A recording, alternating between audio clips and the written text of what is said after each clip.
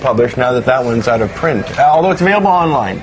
Yes. You can see read all our back issues are online at cannabisculture.com, and it's a great resource for people who want to grow, who want to know about what's going on in the movement, and who want to read every single copy of our magazine we've ever done. They're there.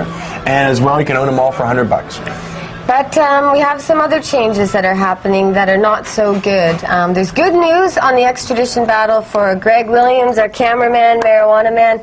He and Michelle Rainey have both been able to get plea deals for 2 years probation, and they'll be going for sentencing soon. So hopefully they'll be up here in Canada. In July, yeah, that's good. That's good news. That's what Marc has always wanted. That's what we want. But as for me, my lawyers basically got down and said, Marc, no person has ever not been extradited to the United States when the United States requests them. Not a single exception. He says, and we're not going to have one here, even though you're a nice guy and some of those people are scallywags. He said, but you're being a nice guy doesn't help you. Because the law is the law. The law is the law, and the courts aren't about justice; they're about. He said they're coming to get you. He says there's a problem. If you go south with an extradition and they convict you of money laundering, that's a mandatory 10-year minimum. And additionally, if they give you a financial penalty, a fine, like maybe $1 million, $100,000, whatever, a lot. He said if you don't pay that fine, you can never get transferred to a Canadian jail, which means you'd be gulagged in the U.S. federal penitentiary system probably for the rest of your life.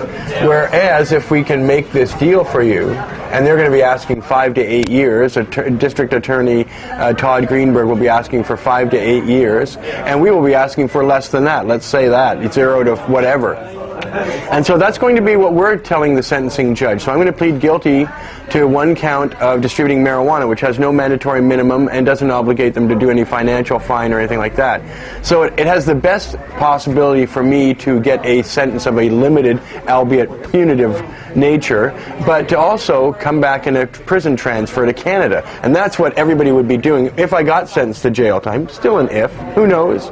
Lightning might strike, and he might say, get out of here, go back with your friends, never come here again. But that's not that likely. It's a federal court, and no judge has made that much of the milk of human kindness. But anyway, we can hope, and we are going to hope, and that's what I'm going to be doing. And you can even influence that judge, because at some point in the future, we will be saying what the judge's name is and encouraging people to send their testimonials. If I've benefited your life in some substantial way, I mean, not because you like all the different kinds of weed in circulation, don't do that, but if I've done something really special, and I get letters all the time from people who say I've changed their lives dramatically in many, many ways, so I might need all those letters and testimonials to show the judge that I'm a good person and of good character, and I don't deserve to be punished, even if we have a disagreement over the nature of fighting the drug war, and I'm going to go to jail for it. It still doesn't mean I should be punished beyond a certain amount. So that's what we hope to impress on him. And then once I get sent to jail, the idea is everybody floods their representatives and helps Jodie get me transferred to a Canadian prison, because then I will have Canadian sentencing rules kicked in, and as a non-violent federal offender in the Canadian system, I'll be out in 1/6 of my term. So if I get a 5-year sentence and come back to Canada with even just a year, then I've been on day parole right away. So that would be awesome, and that's what everybody's job would be, is to get me out of that hellish U.S. federal prison system, which you know is not going to be good.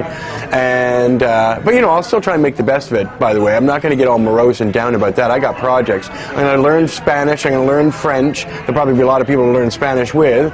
I'll learn Spanish and French and write my book there, 100 chapters in my life, which has a lot of funny stories and stuff that'll keep me amused and keep Jodie reading stuff and editing the book, so that when I get out, the book should be done. That's my project. No matter how long I'm in or out, not in, I've got to get that book done in the space of that prison sentence. So that's my prison sentence project there.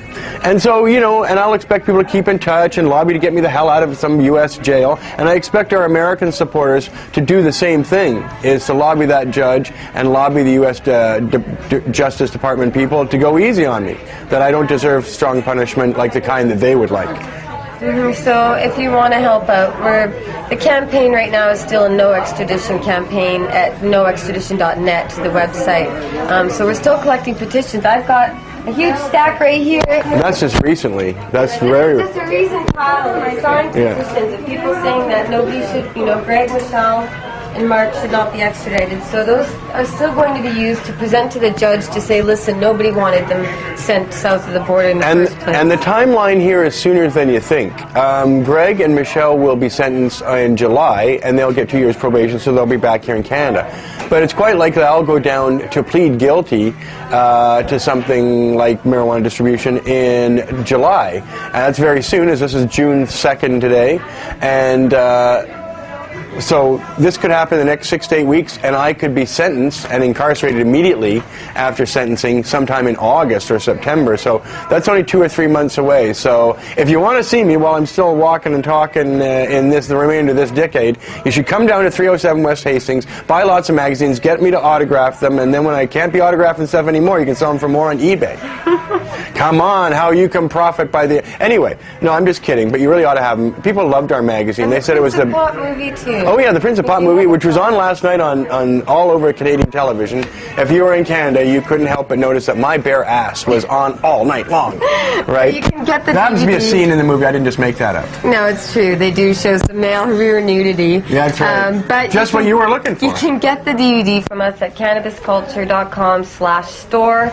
Marc will sign it for you, so get this. I charge you extra though. Well, it's $14.99 for just the DVD. Yeah, which we kind of make no money on that. $15.99 to get it personally signed. No, $19.99. Sorry, Yeah, it's an extra $5. Right. But you know, it costs, and we charge you $5 shipping. It costs us about $8.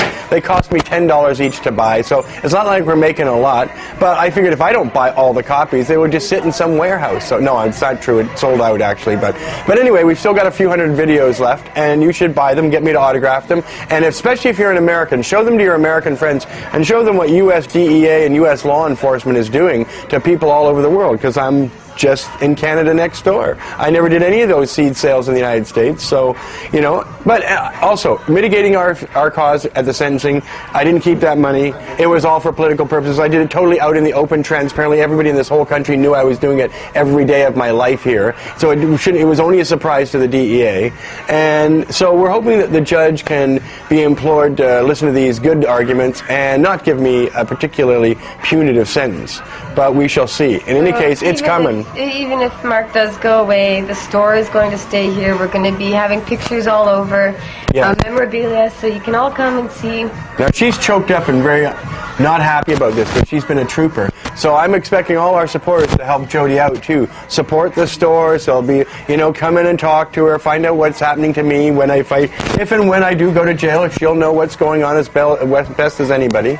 So you should definitely keep in touch with Jodie, all our media, everybody who works for me, and nothing, I hope, will change that much in my absence. But in the meantime, you've got 3 months to see me. Get me to autograph DVDs, magazines, visit us at our store, and yeah. Cannabisculture.com and pottv.net and noextradition.net, and keep up to date on what's happening. We'll let you know about everything that's going on, and we really need your support. And by the way, everybody who subscribed to Cannabis Culture got a refund card in the mail. So you can have several options to our subscribers. You can donate that money to our great work here, as we're still doing wonderful things in the movement. And by the way, we should do something about Bill C-15 soon, but that's another video. And everybody got it. So get merchandise, get back issues, get my movie with those refund cards.